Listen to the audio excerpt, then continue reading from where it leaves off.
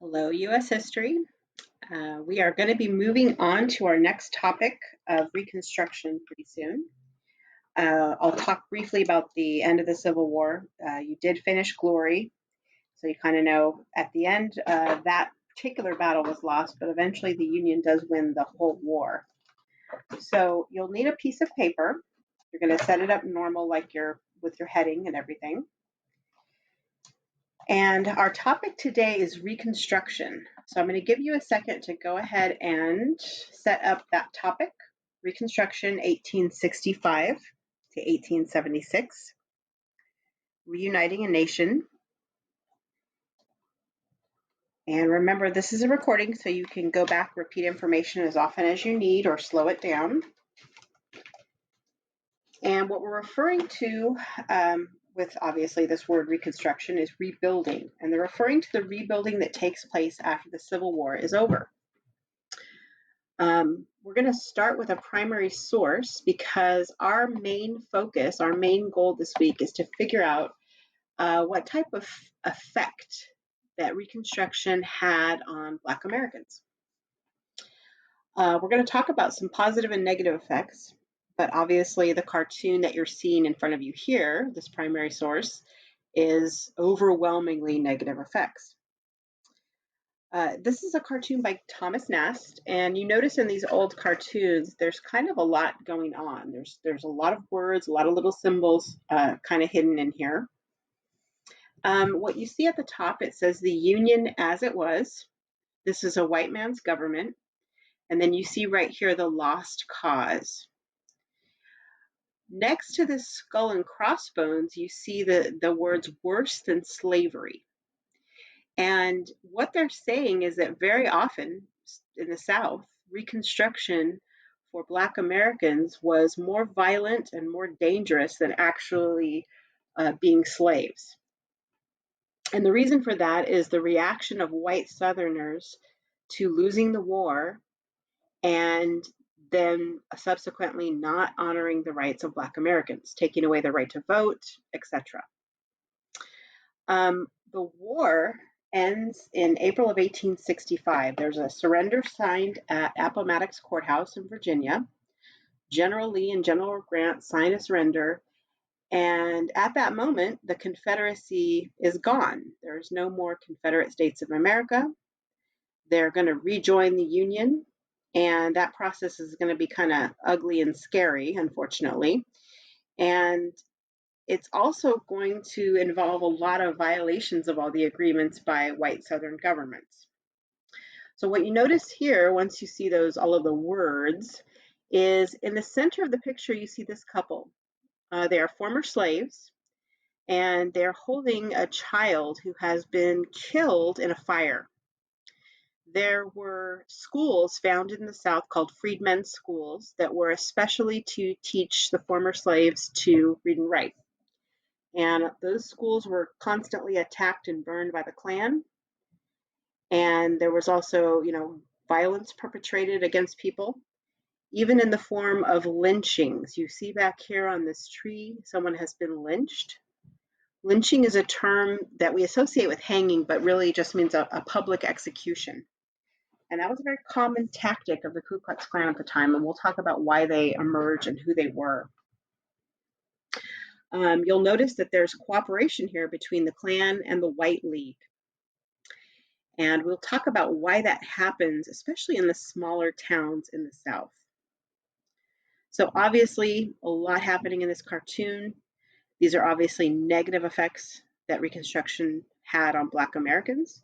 You'll be seeing this primary source again, along with others, and I'll expect you to be able to describe some of the things happening in this picture. Okay, so there's our topic, which you should already have down. Double check that you have your name. The date today is October 6th. And I'm going to give you a moment to go ahead and put the effects of Reconstruction. I made these weird, ugly arrows, sorry, but you could just make a list or a bullet point list if you want. But in general, white Southerners were bitter and angry about the end of the war. They were refusing to cooperate with Reconstruction efforts, refusing to honor the rights of Black Americans. It's going to get worse as time goes on. And one of them is so angry that he decides he's going to take it out on Abraham Lincoln. And about 2 weeks after the war ends, Abraham Lincoln is killed when he goes to see a play at a theater. And I think that is what I have you doing an Ed puzzle today. I'll have to double check. Right down here, Republicans in Congress dislike Andrew Johnson and will eventually impeach him. Abraham Lincoln was president up until 1865, April 12th. He's killed. And at that point, his vice president, Andrew Johnson, is going to take over. Andrew Johnson was not well liked. He was a Democrat from the South, but he was pro-union. So that's why Lincoln picked him. They didn't pick him because he was like super smart or anything. He didn't actually even know how to read until he was 18 years old. I think his wife taught him to read. So he wasn't exactly a brain surgeon. And when Abraham Lincoln dies, the other Republicans in Congress really want Andrew Johnson out of the way. Up here on the right, one of the worst effects of Reconstruction is the rise of the Ku Klux Klan. And their purpose was to keep the newly freed slaves from voting. They're going to get the right to vote with the 15th Amendment, and the Klan specifically targets them for terror and violence when they try to exercise that right to vote. Also, the passage of the 13th, 14th, and 15th Amendments to the Constitution. You learned about the Bill of Rights, which in about a week or two we're going to be reviewing. And I'll expect you to know these Reconstruction Amendments, 13, 14, and 15, and you'll learn about them today. Okay, I'm going to go ahead and go on. Just a reminder, you're able to pause this whenever you need. 13th Amendment, very simply abolishes slavery. It makes slavery illegal, and supposedly Congress has the power to enforce this.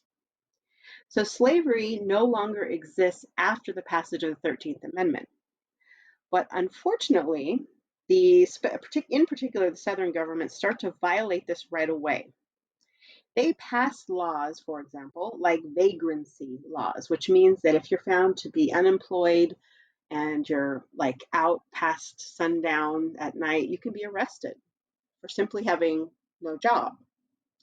So they found ways to punish people and to sometimes, if they arrested you and took you to prison, for example, they could force you to work on a chain gang, which is pretty much slavery. So even though this, slavery as an institution was gone, this practices of slavery continued in the South for, another 100 years or so. Okay? There were plans about Reconstruction even before the war was over. In 1865, they kind of saw that, the South was faltering. They were about to be defeated. And Lincoln wanted the South to be peacefully brought back into the Union. So he originally had a plan, and this would have been the plan to make that happen. It's called the 10% plan. His plan called for pardons for Confederate leaders. A pardon is when you're forgiven. So these Confederate leaders who had left the Union committing treason would have been forgiven by Lincoln. He also said that when 10% of the voting population had taken an oath of loyalty to the Union, they would be recognized and allowed back in the Union. So that was Lincoln's plan, and a lot of the Republican colleagues he had in Congress were kind of surprised. They said, wait a minute, these people caused a 4-year war. 400,000 people were killed, and you're basically letting them off the hook for that. So the Republicans in Congress didn't like this plan because they thought Lincoln was being too easy on the Confederate traitors, as they considered them. So even though they disagree about this, pretty soon it's not going to matter because, of course, we know what's going to happen to Lincoln. And as a result, the South is going to get much harsher treatment. under the next plan, and I'm going to go ahead and advance this, which was called the Wade-Davis Plan. And when you hear these bills and laws that have these names, usually they're named after the senators or congressmen who write them. In this case, it was Senator Wade and Congressman Davis. So their plan said 50% of the voters have to take an oath of loyalty to the United States. They required each one of those former slave Confederate states to write a new state constitution and elect brand new officials. And most importantly, they said you have to honor the rights of former slaves. You have to protect their civil rights, their right to vote. And of course, this is the one that the Southerners are going to immediately violate. And so those two competing plans, of course, this one is a lot more harsh on the South. So ironically, if Abraham Lincoln had not been killed by a Southerner, they probably would have had a lot better treatment under Lincoln's Reconstruction plan. Okay. The 14th Amendment, very important one. And I want you to write 4 words. And I always want you to remember those 4 words for 14th Amendment: equal protection under law. This amendment is what's eventually going to make segregation illegal in the South. And basically what it says is you can't make separate sets of laws for American citizens. And, you know, this happens, and it still happens, but it's a 14th Amendment violation. And when we eventually have the 1960s civil rights movement, this will come up a lot because Blacks were systematically segregated against in the South, and those things were violations of their 14th Amendment rights. So as long as you remember equal protection under law, you'll always remember those 4 words are the 14th Amendment, and it's going to come up a lot in our class. And not so much under President Johnson, but later under President Grant, Southern states who are violating these amendments are warned that they could be reinvaded and the Civil War could restart again because of their violation. Okay. The 15th Amendment gave Black men the right to vote and the rights of citizenship. So this turned them from former slaves into American citizens with the right to vote, the right to run for office, and all of the rights that are involved in those activities. So that became an extremely important development because not only are you going to have Black men voting in the South, or attempting to, you're going to have Black men running for office. And in many cases, these people who had just been slaves a few years before are going to run for Congress and be elected to the Senate. However, women's groups were a little bit mad because all along the women's suffrage, right to vote movement was expecting to get women the right to vote at the same time as Black men. However, that didn't happen. When the 15th Amendment was ratified, it did not include the right for women to vote. That's not going to happen until the 1920s, and I want you to remember that because it will come up a lot later. 15th Amendment gave Black men the right to vote and angered some women's groups because they expected also to get the right to vote, but they didn't. Boo. Okay, and lastly, the rise of the Ku Klux Klan. So the Klan is basically an American terrorist group. Their original goal when they were founded was to express, obviously, their anger at being defeated in the Civil War. But as Blacks start to gain political power and they get the right to vote, they specifically target Black voters and Black politicians and kind of terrorize them. I will ask you to know what their original goal was, and that was to keep Blacks from voting and getting political power in the South. But later, when we get into the 1920s and up to the 1950s and 60s, they start to target Jews, Catholics, and immigrants. So they expand to kind of terrorize all kinds of different groups. However, their original goal was